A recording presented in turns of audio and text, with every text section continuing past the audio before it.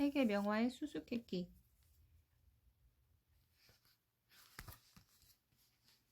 챕터 1. 캔버스에 이렇게 놀라운 비밀이. 밀레의 걸작 만종의 농부 부부는 감사기도를 드리는 것이 아니라 죽은 아이를 땅에 묻기 전 슬퍼하는 것이다. 섹션 1. 다빈치의 그린 모나리자 진품이 여러 장 존재한다는 주장을 뒷받침하는 사라진 기둥의 비밀은? 레오나르도 다빈치 1452년에서 1519년 이탈리아의 화가, 조각가, 건축가, 과학자. 역사상 그를 따라올 천재는 없을 것이다. 르네상스의 3대 거장 중 한 명. 주요 작품으로는 최후의 만찬, 암굴의 성모, 수태고지 등이 있다. 너무도 유명해서 누구나 한 번쯤은 그 이름을 들어보았을 모나리자는 가장 비밀이 많은 그림이기도 하다. 레오나르도 다빈치가 그렸다는 것만 빼고 알려진 것이 거의 없기 때문이다. 왜 수수께끼 같은 미소를 짓고 있는지, 왜 시선이 부자연스러운지, 배경으로 그려진 곳은 대체 어디인지, 그야말로 미스터리 투성이다. 그런 미스터리들은 많은 가설을 낳았고 그 중에서 가장 큰 관심을 불러일으킨 가설은 모나리자가 적어도 2장 이상 그려졌다는 것이다. 16세기 미술사가 바사리에 져서 미술과 열전에는 1503년경 다빈치가 모나리자를 그리기 시작했다고 기록되어 있다.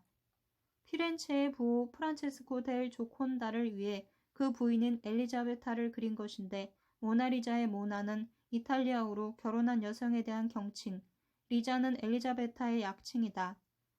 바사리는 또 다빈치가 이 초상화를 그리기 시작한 4년 뒤 미완성인 채로 그림에서 손을 뗐고 그가 세상을 떠난 다음 초상화는 프랑스의 왕 프랑수아 1세의 수집품에 들어있었다고 했다. 역사상 가장 경이로운 천재 중 한 명이었던 다빈치는 회화뿐 아니라 건축, 과학, 음악 등 다방면의 비범한 재능을 보여주었다. 하지만 그는 천재들이 성격까지 좁을 수 없다는 것을 증명이라도 하듯 변덕이 무척 심했다. 따라서 다빈치가 무슨 마음에서인지 그림을 완성하지 않은 채 작업을 끝냈다고 해도 이상할 것은 없다. 하지만 그림이 미완성이라고 해서 주인에게 넘기지 않았다는 것은 이상하다. 어쨌든 조콘다는 주문한 초상화를 받으려고 했을 테니까 말이다. 결국 다빈치는 조콘다에게 미완성인 그림을 넘겼을 수도 있다. 그런데 다빈치가 조콘다에게 준 그 초상화가 너무 마음에 들어서 한 장을 더 그렸다면? 그리고 다시 그린 것은 자신이 간직했다면 가능한 이야기다. 그 당시 화가들은 자기 마음에 든 그림을 여러 장 그리곤 했기 때문에 다빈치도 모나리자를 2장 또는 그 이상 그렸을 수 있다. 모나리자가 2장 이상이라는 가설을 뒷받침하는 또 다른 근거는 사라진 기둥에 있다. 505년경 어느 날 라파엘로가 다빈치의 화실에 들렀다. 그때 라파엘로는 다빈치가 작업 중이던 모나리자를 대생했는데 그 배경에 그리스풍의 둥근 기둥이 그려져 있었다고 한다. 그러나 현재 루브르 미술관에 걸린 모나리자에는 그 기둥이 없다. 결국 다빈치는 배경에 그리스풍 기둥이 있는 것과 없는 것 2장의 모나리자를 그렸는데 라파엘로가 그중 하나를 본 것으로 추론할 수 있다. 모나리자의 모델이 누구인가 하는 점도 미스터리다. 어떤 기록에는 1517년 다빈치가 루이 다라곤 추기경에게 세상을 떠난 줄리아노 데 메디치의 애인을 그린 피렌체의 어느 귀부인을 보여주었다고 나와 있다. 그는 이 그림을 세례 요한, 성 안나와 성 모자와 함께 죽을 때까지 곁에서 떼어놓지 않았다고 한다. 그만큼 피렌체의 어느 귀부인을 소중하게 여겼던 것이다. 그런데 다빈치가 죽고 나서 피렌체의 어느 귀부인은 프랑스의 왕 프랑수아 1세의 소장품에서 발견되었다. 제목도 베일을 두른 애인으로 바뀌어 있었다.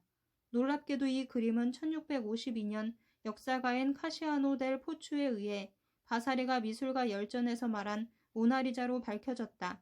그 바람에 모나리자의 모델이 줄리아노 데 메디치의 애인이라는 설이 생겨났지만 모나리자는 유럽에서 라 조콘다로 불리기 때문에 부호 조콘다의 부인이라는 설이 더 유력하다. 그러나 조콘다 부인도 정확한 답은 아니다. 작품이 그려진 시기에 조콘다 부인의 나이는 24세 정도였는데 그림의 여성은 그보다는 나이가 훨씬 더 들어 보이기 때문이다. 그 외에 만토바 후작의 부인이 이자벨라라는 설, 다빈치의 어머니 카트린이라는 설, 심지어 특정 모델은 없다는 설도 있다. 이처럼 의견이 분분하지만 결정적인 증거는 어디에도 없다. 모델이 누구인지를 알면 다빈치가 이 작품을 소중히 간직했던 이유도 알 수 있을 것이다. 미술사의 길이 남을 명화 모나리자. 하지만 이런 비밀은 풀릴 기미가 보이지 않는다. 어쩌면 그 때문에 더욱 사람들의 흥미와 관심을 끌고 있는지도 모르지만. 섹션 2. 미국과 일본이 각각 소장하고 있는 밀레의 씨 뿌리는 사람 중 어느 것이 출세작일까? 장 프랑수와 밀레 1814년에서 1875년 프랑스 노르망디의 농가에서 태어났다. 농민화가로 하층 민중의 생활과 노동을 존경하는 마음으로 그려냈다. 소박하고 경건하며 정밀한 그의 화풍은 대단한 인기를 끌었다. 대표 작품으로는 이삭 죽기, 걸음마, 만종, 곡식을 키질하는 사람 등이 있다. 장 프랑수와 밀레가 1850년에 완성한 씨 뿌리는 사람은 현재 일본의 야마나시 현립미술관과 미국의 보스턴 미술관 두 곳에 소장되어 있다. 둘 다 밀레가 직접 그린 진품이다. 밀레는 씨 뿌리는 농부의 모습을 좋아해서 그 두 점보다 좀 더 작은 크기로도 그렸다. 일본과 미국에 각각 소장되어 있는 씨 뿌리는 사람은 데센과 색채면에서 미묘한 차이가 있기 때문에 언뜻 보아도 느낌이 다르다. 두 그림 중 하나가 1850년 살롱에 출품되어 밀레의 출세작이 되었다. 그런데 둘 중 어느 것이 먼저 그려졌는지 어느 것이 살롱 출품작인지를 둘러싸고 의견이 갈라진다. 야마나시 현립미술관에 씨 뿌리는 사람은 주인이 4번이나 바뀌었다. 최초의 주인은 밀레의 친구였던 알프레드 상시에이다. 그 후 1873년 뉴욕의 철도왕 2세인 벤더빌트의 손으로 넘어가고 다시 1945년 필라델피아의 프로비던트 내셔널 은행에 팔렸다. 은행은 씨 뿌리는 사람을 본떠 로고로 사용했다. 1977년 프로비던트 내셔널 은행이 소장하고 있던 씨 뿌리는 사람이 뉴욕에서 매물로 나왔다. 일본의 한 화랑이 1억 700엔에 낙찰받아 야마나시 현립미술관에 가져다 걸면서 씨 뿌리는 사람은 마지막 안식처를 찾게 되었다. 일본에서는 예전부터 밀레의 그림이 인기가 높아 1913년에 설립된 명문 출판사 이와나미 서점의 로고로 사용될 정도였다. 그런 밀레의 그림을 보려고 야마나시 현립미술관을 찾는 관람객들의 발길이 끊이지 않았다. 밀레의 명화를 소장하게 된 야마나시 현립미술관은 이제 그것이 살롱 출품작이라고 주장했다. 그 근거로 그림의 최초 주인이었던 상시에가 쓴 밀레전의 기록을 제시했다. 그 책에서 상시에는 씨 뿌리는 사람의 첫 번째 그림은 인물이 지나치게 커서 캔버스가 부족했기 때문에 밀레가 인물을 약간 작게 그려 살롱에 출품했다고 주장했다. 상시의 기록이 사실이라면 두 그림 중에서 인물의 크기가 작게 그려진 야마나시 현립미술관에 씨 뿌리는 사람이 살롱 출품작이 된다. 그 그림은 엑스레이 사진을 통한 감정에서도 수정 방법 등이 보스턴 미술관 소장본보다 이후에 그려진 것으로 밝혀졌다. 한편 보스턴 미술관이 소장하고 있는 씨 뿌리는 사람이 살롱 출품작이라고 주장하는 근거는 두 가지다. 우선 미술상의 증언을 들 수 있다. 보스턴 미술관에 있는 씨 뿌리는 사람의 맨 처음 주인은 미술상 모리스 헌트였는데 그는 그 그림이 살롱 출품작이라는 말을 듣고 산 것 같다. 반면 야마나시 현립미술관에 씨 뿌리는 사람을 처음 샀던 상시에는 그 그림이 살롱 출품작이라고 말한 기록이 없다. 영화의 조예가 깊었던 수집가 상시에가 출품작이라고 언급하지 않았다는 것은 곧 그 그림이 살롱 출품작이 아니었다는 증거로 볼 수 있다. 다음으로 작품의 품격을 들 수 있다. 보스턴 미술관 소장본은 야마나시 현립미술관 소장본에 비해 힘이 있고 우아하며 곡선 처리가 뛰어나다. 이런 점들은 살롱에서 높이 평가받을 만한 것들이었다. 따라서 밀레가 나중에 그린 씨 뿌리는 사람보다 처음 그린 것을 살롱에 출품했을 가능성이 크다. 두 나라의 미술관이 모두 자신의 소장본이 살롱 출품작이라고 주장하며 물러서려 하지 않아 진상은 쉽사리 밝혀질 것 같지 않다. 그러나 분명한 것은 살롱 출품작이든 아니든 두 그림 모두 밀레가 그린 진품이며 인류의 소중한 문화 재산이라는 사실이다.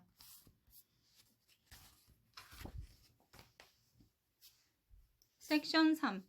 고야의 걸작 1808년 5월 3일의 학살의 흰 셔츠 입은 남자는 예수를 모델로 그린 것이다. 프란시스코 고야, 1746년에서 1828년, 스페인 화가, 왕족의 초상화를 그리는 궁정수석 화가였지만 한편 사회에 대한 풍자와 전쟁의 공포도 즐겨 그렸다.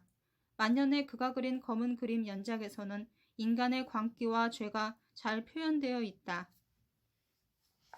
프란시스코 고야의 연작 1808년 5월 2일과 1808년 5월 3일의 학살은 스페인 마드리드에서 일어난 역사적 실화를 소재로 하고 있다. 1808년 마드리드는 나폴레옹이 이끄는 프랑스군의 침략으로 함락 위기에 처했다. 시민들은 끝까지 항쟁했지만 대부분 프랑스군에 체포되어 비참하게 처형당했다. 처형은 마드리드 외곽의 프린시페 피오 언덕에서 행해졌다. 고야는 이 끔찍한 장면을 별장의 창문 너머로 목격했다. 분노에 떨며 현장으로 달려간 고야는 희생자들의 시체를 등불을 밝혀가며 꼼꼼히 스케치했다. 1814년 5월 2일 마드리드에서는 6년 전 참상을 추모하는 기념식이 그에 열릴 예정이었다. 고야는 세빌리아 정부의 고위 관리에게 유럽의 폭군에 맞선 우리의 숭고하고 영웅적인 행동을 그림으로 그려 영원히 남기고 싶다고 말했다. 그래서 고야는 추모식에서 전시할 1808년 5월 2일과 1808년 5월 3일의 학살을 그렸다. 고야의 연작은 학살의 비극과 함께 시민들의 영웅적인 행동을 생생하게 담아냈다. 1808년 5월 3일의 학살 중앙에는 총구의 위협 앞에서도 조국을 지키려 양팔을 크게 벌린 남자가 그려져 있다. 흰 셔츠를 입은 이 남자의 모델은 십자가에 매달린 예수 그리스도라고 한다. 손바닥에는 예수와 똑같이 못 박힌 상처 자국이 있다. 사실 고야는 두 그림을 똑같은 구도의 파나를 모델로 삼아 그렸다고 한다. 1813년 파나가 미구엘 감볼리노는 무르비에드로에서의 수도자들의 총살이라는 파나를 제작했다. 1년 전 스페인 발렌시아 지방의 북쪽에 있는 무르비에드로에서는 분쟁이 일어나 5명의 수도자가 처형당했다. 이 사건은 시민들의 분노를 불러일으켰고 감볼리노는 그 사건을 소재로 파나를 제작했다. 고야가 1808년 5월 3일의 학살을 그린 배경과 거의 똑같다. 고야의 그림이 처형당한 사람들과 병사들의 거리가 아주 가까워 더욱 생생한 공포가 느껴진다는 점을 빼면 두 그림의 구도는 흡사하다. 고야의 그림은 밤, 감볼리노의 그림은 태양이 빛나는 대낮을 시간적 배경으로 한다는 점이 차이라면 차이다. 그렇다면 고야가 감볼리노의 그림을 표절한 것일까? 그런 비난은 적절하지 않다. 미술사에서는 과거의 작품에서 소재를 얻는 경우가 많고 그것이 위대한 걸작을 낳은 예도 적지 않다. 고야는 고전 회화의 지식을 충분히 익힌 화가로 이전 거장들에게서 자신의 작품에 대한 영감을 얻기도 했다. 마찬가지로 고야의 1808년 5월 3일의 학살은 인간의 역사 속에서 끊임없이 반복되는 전쟁의 비극을 그리려는 화가들에게 큰 영향을 주었다. 가령 마네의 막시밀리안의 처형, 피카소의 한국에서의 학살 등은 고야의 작품과 같은 구도를 취하고 있다.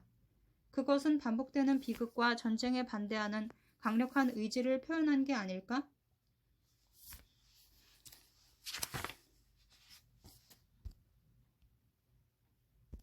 섹션 4. 피카소의 게르니카는 방탄 유리가 경호 중이다. 파블로 피카소, 1881년에서 1973년, 스페인 화가, 20세기를 대표하는 화가, 파란색 위주로 가난한 사람들을 그린 청색 시대, 광대나 고개사를 주로 그린 장밋빛 시대를 거쳐 원시 예술과 입체파 표현을 완성한다. 스페인의 수도 마드리드에는 국립 소피아 왕비 예술센터, 이곳에는 파블로 피카소의 명작 게르니카가 소장되어 있다. 만약 당신이 게르니카 앞에 선다면 놀라움을 감추지 못할 것이다. 3m가 넘는 높이, 7m가 넘는 폭, 그 엄청난 크기에 압도되어서일까? 아니다. 그림을 둘러싸고 있는 거대한 방탄 유리 때문이다. 왜 이 그림은 방탄 유리의 보호까지 받아야 할까? 바로 그림이 그려지던 당시의 시대적 배경 때문이다. 1936년 2월 수립된 스페인 공화국은 정교 분리, 농지 개혁 등의 정책을 내걸고 중산층, 노동자, 농민의 폭넓은 지지를 얻었다. 그러나 이에 반대하는 교회, 대지주, 자본가의 후원을 받은 군부와 왕당파는 그해 7월 프랑코 장군의 지휘 아래 군사 반란을 일으켰다. 이로써 그 유명한 스페인 내전이 시작되었던 것이다. 원래 게르니카는 스페인 바스크 지방의 유서 깊은 도시명이다.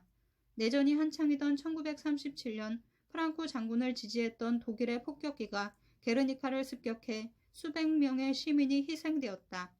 공화국군은 이 사건을 세계에 알리기 위해 피카소에게 도움을 청했다.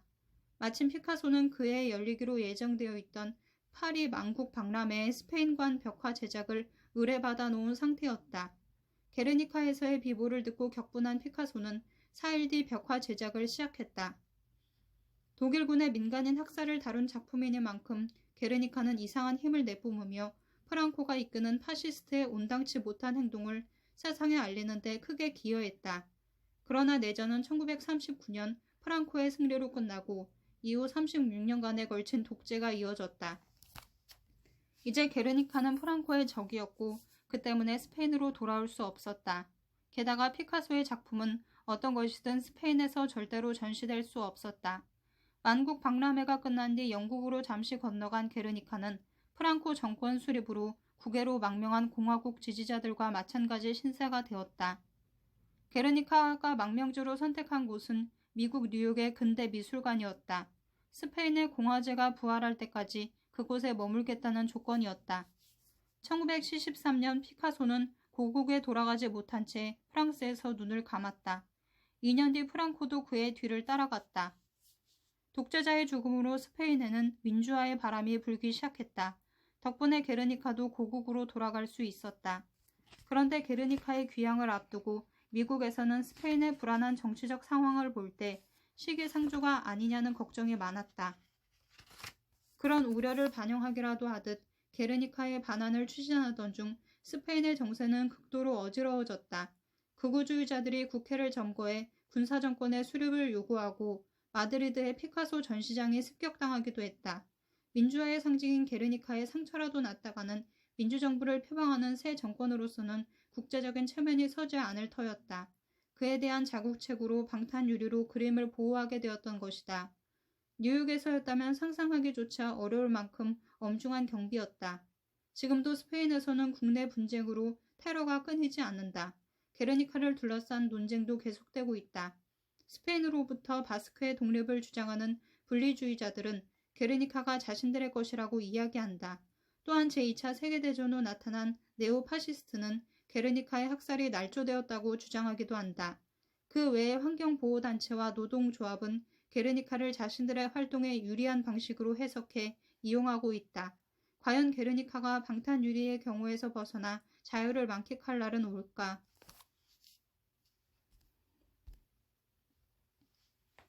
섹션 5.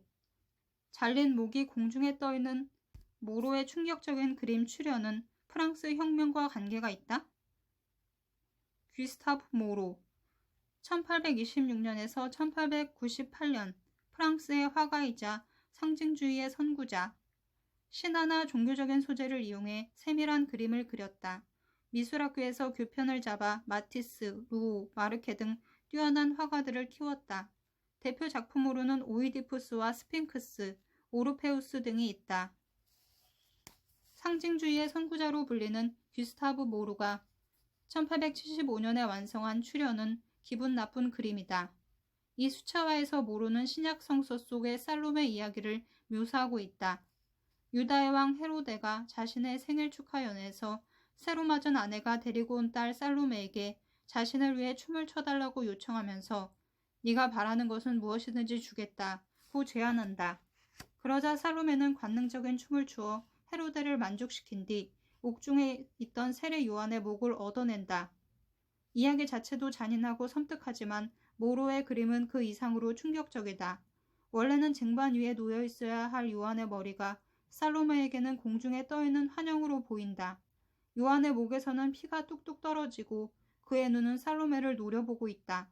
벌거벗다시피 한 살로메는 그 목을 쳐다보며 꼼짝도 하지 않고 서 있다. 요한의 머리는 강한 빛에 둘러싸여 있다.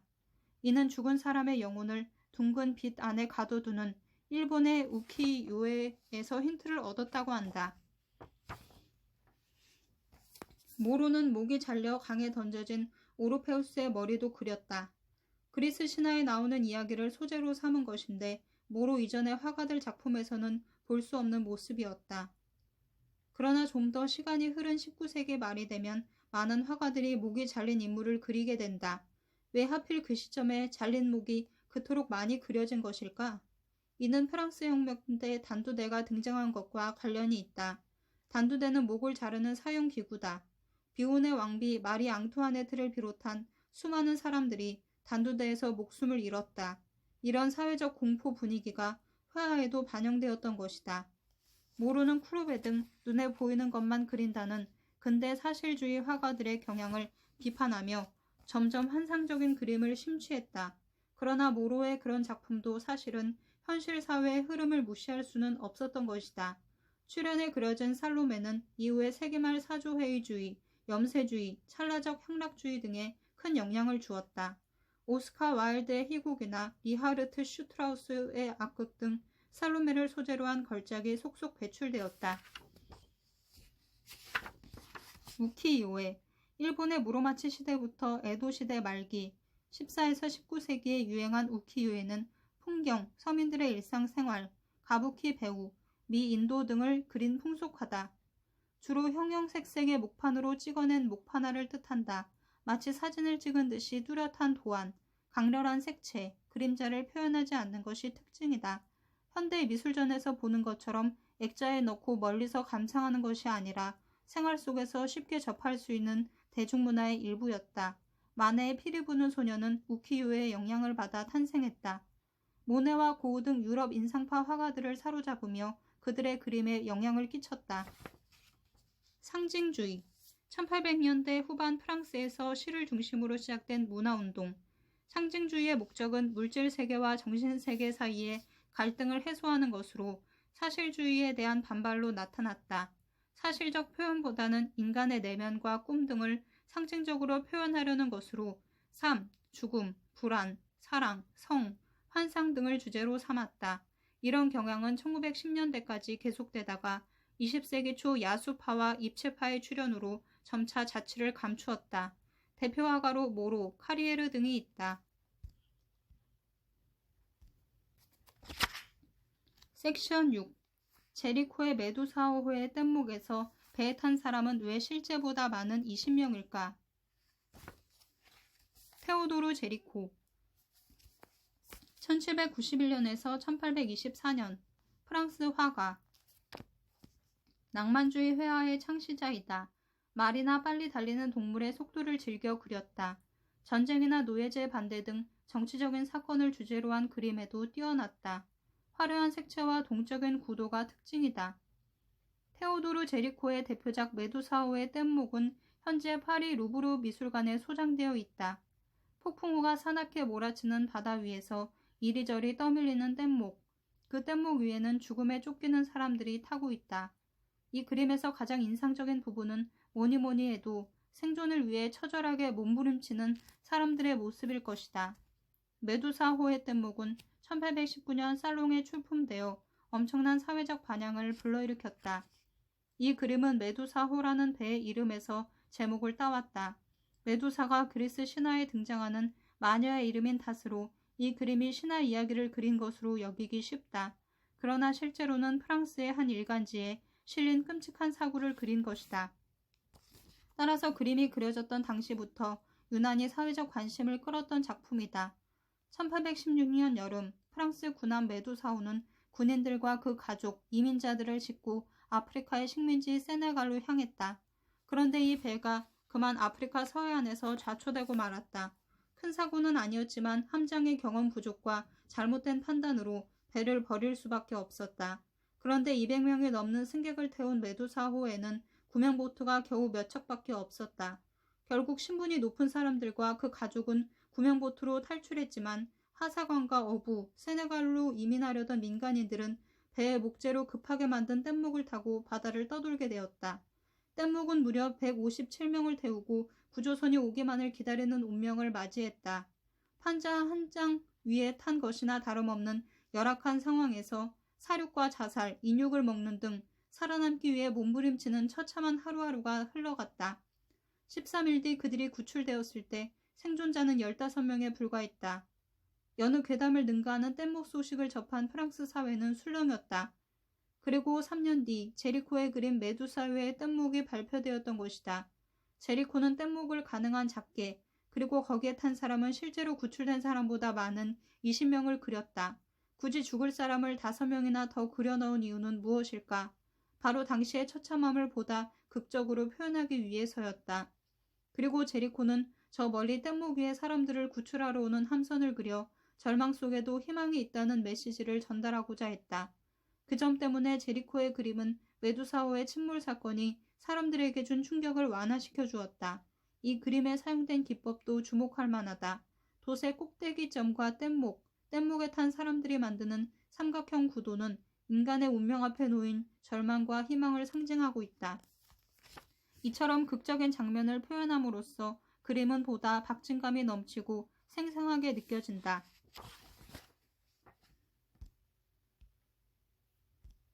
섹션 7. 다비드의 알프스를 넘는 나폴레옹에서 나폴레옹이 탄 것은 말이 아니라 당나귀였다. 자크 루이 다비드 1748년에서 1825년 프랑스 화가, 신고전주의를 대표하는 화가, 프랑스 혁명 때는 자코뱅파로서 정치에도 관여했다. 혁명을 소재로 한 그림도 덜어 그렸는데 아이러니하게도 혁명 뒤에는 나폴레옹의 비호를 받으며 활동했다. 프랑스의 화가 자크 루이 다비드가 그린 나폴레옹의 초상화 알프스를 넘는 나폴레옹은 다른 나라의 역사 교과서에서도 실릴 만큼 유명한 작품이다. 1800년 나폴레옹 보나파르트는 알프스를 넘어 북이탈리아 마렌고에서 승리를 거두며 나폴레옹 시대의 개막을 알린다. 다비드의 초상화는 그때 알프스를 넘던 나폴레옹을 그린 것이다. 초상화 속 나폴레옹은 검은색 옷에 주홍색 망토를 걸치고 씩씩한 모습으로 말에 올라타 있다. 그러나 앞발을 든 늠름한 말은 실제로 알프스를 넘지 않았다. 역사의 기록에 따르면 험한 산길에 강한 당나귀가 말 대신 알프스를 넘었던 것이다. 게다가 나폴레옹이 탄 당나귀 옆에는 길 안내를 위해서 현지인이 고삐를 잡고 있었다고 하니 위대한 황제의 모습이 그림 속에서처럼 근사하지만은 않았을 것 같다. 그로 인해 이 초상화는 새로운 시대의 영웅을 실제 모습 이상으로 미화해서 그린 정보 조작의 시초였던 셈이다. 다비드는 이 초상화를 그리면서 나폴레옹에게 직접 모델을 해달라고 요청했다. 하지만 영웅은 초상화와 내가 닮고 안 닮고는 의미가 없소. 단지 위대한 천재가 상상력을 발휘하여 그림에 생명을 불어넣으면 된다고 생각하오 라며 거절했다. 또 다비드가 전쟁터를 배경으로 칼을 들고 서 있는 모습을 그리려고 하자 나폴레옹은 그것도 반대하고 나섰다. 앞발을 든 말 위에 앉은 평온한 모습을 그려줬으면 좋겠소. 하는 수 없이 다비드는 자신의 제자를 말에 태워 나폴레옹의 모델로 삼아 초상화를 완성했다. 사실 그런 구도는 나폴레옹의 초상화가 처음은 아니었다. 다비드가 그린 스페인의 국왕 카를로스 4세의 초상화를 보고 나폴레옹이 자신도 그와 똑같이 그려달라고 주문했기 때문이다. 아무튼 다비드는 인물만 다를 뿐 같은 구도의 초상화를 여러 점 그렸는데 그 중에서 나폴레옹의 초상화가 가장 유명해진 것이다. 미술사에서 알프스를 넘는 나폴레옹이 갖는 의의는 크다.